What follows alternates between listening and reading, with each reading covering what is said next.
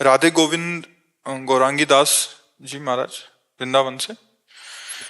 महाराज जी, आत्महत्या करने पाप है, परंतु मेरे पूर्व शरीर की महाराज जी पहले सुंदर होंगे और घर वालों ने ब्रिजवास करने के लिए मना किया। इन्होंने अपने शरीर को जला लिया और फिर पेट्रोल छिड़क के कर लिया।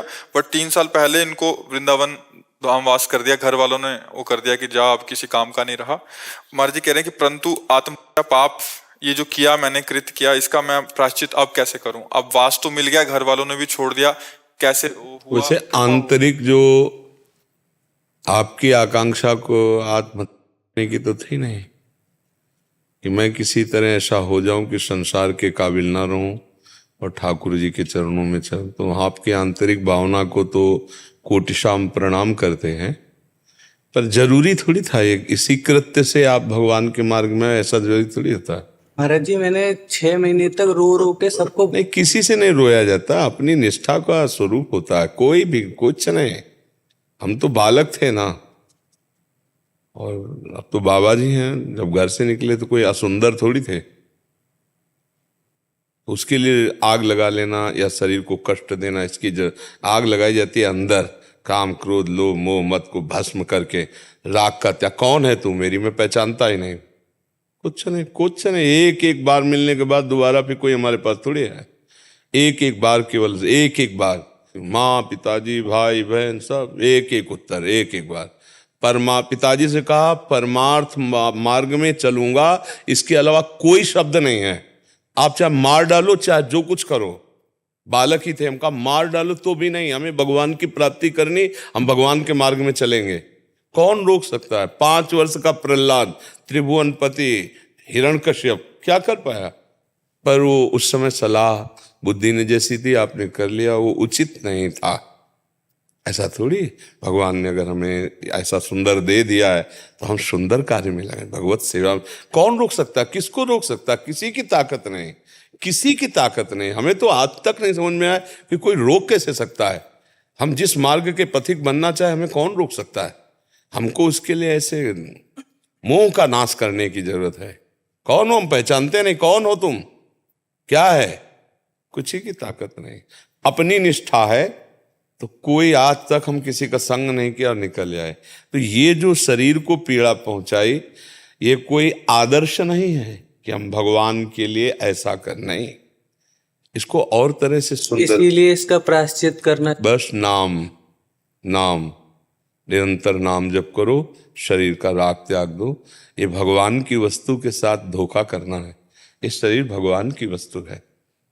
जैसी चदरिया दी है वैसी निर्मल चदरिया हम वापस कर दे, यही हमारी ईमानदारी है। नहीं, जैसी की तैसी धर दीनी चदरिया, झीनी रे झीनी। इसको नष्ट करने का अधिकार हमारा नहीं है, इससे परमार्थ करने का अधिकार केवल हमारा है। हम खूब नाम जप करें, दूसरों को सुख पहुंचावें।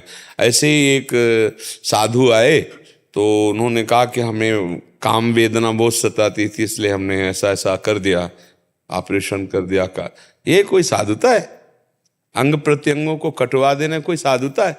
अरे बहादुरी तो तब है जब नाम के बल पर ताल ठोक करके पूरा जीवन निकालो, सर्वांग पुष्ट होते हुए भी भगवत मार्ग में एकदम अलर्ट, सावधान, कहीं कोई शत्रु परातन। तब जयति जयति जगुचर ऐसा हो तो फिर क्या? ये बिल्कुल बालकवत चेष्टा आपकी रही। पर प्लस पॉइंट ये रहा कि एन के इन प्रकार भगवान की तरफ आपका भाव रहा, भगवान की शरण में आए, इसलिए वो भाव भी जो नकारात्मक है वो बंधनीय हो गया। आप नाम जप करते हुए भगवान की प्राप्ति करो, बहुत मंगल में, भगवान ने कृपा। पर ये कोई आदर्श नहीं है, ये कोई आदर्श नहीं है, और ये कोई मतलब प्रशंसनीय। हम आपके उस भाव को करते हैं लेकिन क्रिया को नहीं। जैसे मान लो बिल्व मंगल जी ने अपने नेत्र फोड़ लिए, तो कोई आदर्श थोड़ी है, वो तो उनका एक भगवत भाव स्थापित करने का भाव अपने अंदर आया।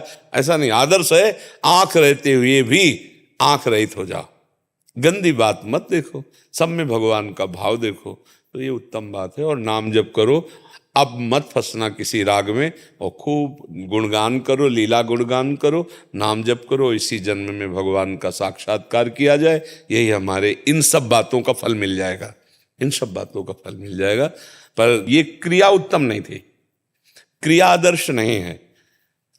काम, क्रोध, लोभ, मोह, मद, मत्सर, इन सबको सहा जाता है। भूख, प्यास, सर्दी, गर्मी, बरसात, इन सबको सहा जाता है। शरीर की प्रियता का नाश इससे किया जाता है। बहुत सुंदर सी सुखदेव जी, लेकिन लंगोटी भी नहीं लगाई। 16 वर्ष की अवस्था, आप पढ़ो उनका सुंदर रूप।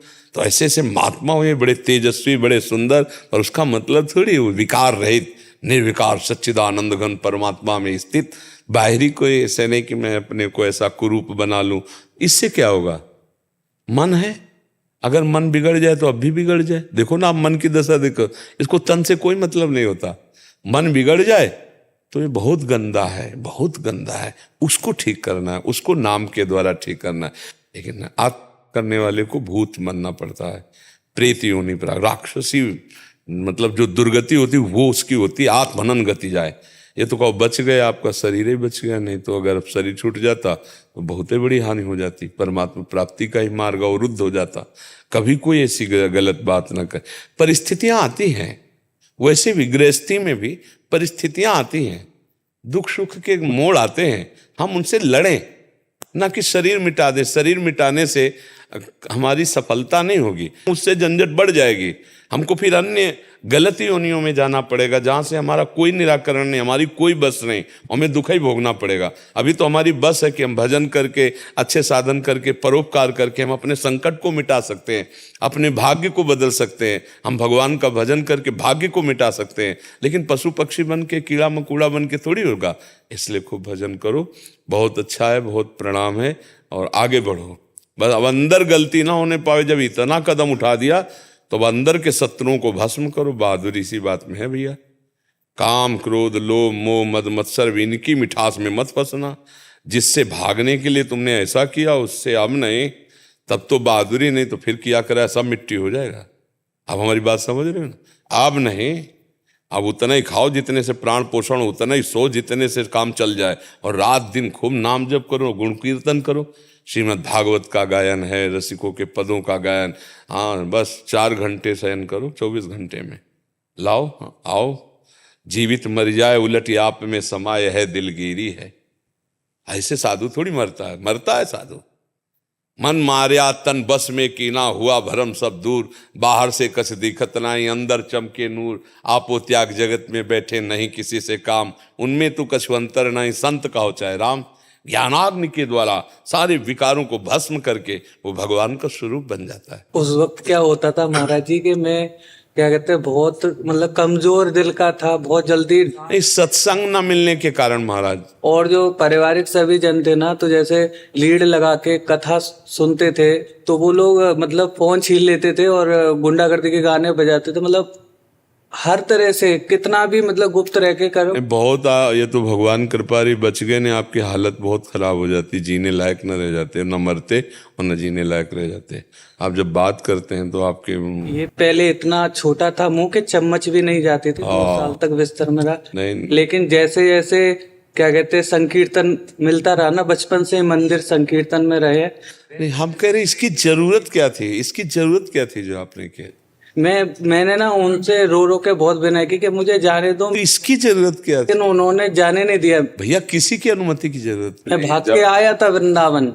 अरे भाई, हम कह रहे जहां पकड़ पाते हो ना वहीं। हमें जब भगवान का भजन करना है तो हम सच्ची बात कहते हैं। कोई, ये तो हमारा भाव था कि हमें वैराग्य में जाना, घर में रहकर भगवत प्राप्ति करके दिखाते। घर में रहकर क्या परेशानी? घर वाले ना सब नहीं लीड की जरूरत है, नहीं माला की जरूरत है, नहीं तिलक की जरूरत। हम अंदर जप रहे, क्या तुझे पता? किसी को पता? अंदर राधा राधा जप रहे, किसी को पता नहीं। मान लो घर में विरोध हो रहा, हम तिलक नहीं लगाएंगे, कंठी नहीं बांधेंगे, ठाकुर जी नहीं विराज, लेकिन हम एकांत में बैठ करके रो रहे हैं। कौन जाने किस लिए रो रहे हैं? हम राधा राधा रट रहे हैं, अंदर से श्री जी को पुकार रहे हैं। भगवान पुकार से मिलते हैं, इन क्रियाओं को करने से नहीं। क्या है कि सत्संग की प्राप्ति सही ढंग से ना होने के कारण आपका डिसीजन सही नहीं रहा, आपका जो निर्णय सही नहीं रहा, इसीलिए। पर भगवान की कृपा है, अब खूब भजन में लगो जी। महाराज जी, रास्ते में हो रहे भंडारे को नहीं पाते, परंतु तीव्र प्यास लगी हो तो क्या प्याऊ से या रास्ते में बट रहे सादा जल प्यास बुझा सकते? हाँ बिल्कुल बिल्कुल, कोई हो प्यास लगी है तो फिर हम पानी कहाँ पिए? अब कुआं तो रह नहीं गए, हैंड पैप तो चल नहीं रहे, तो कोई भी पिला रहा है, पानी पी लिया और प्रणाम करके फिर चल दिए, कोई परेशानी।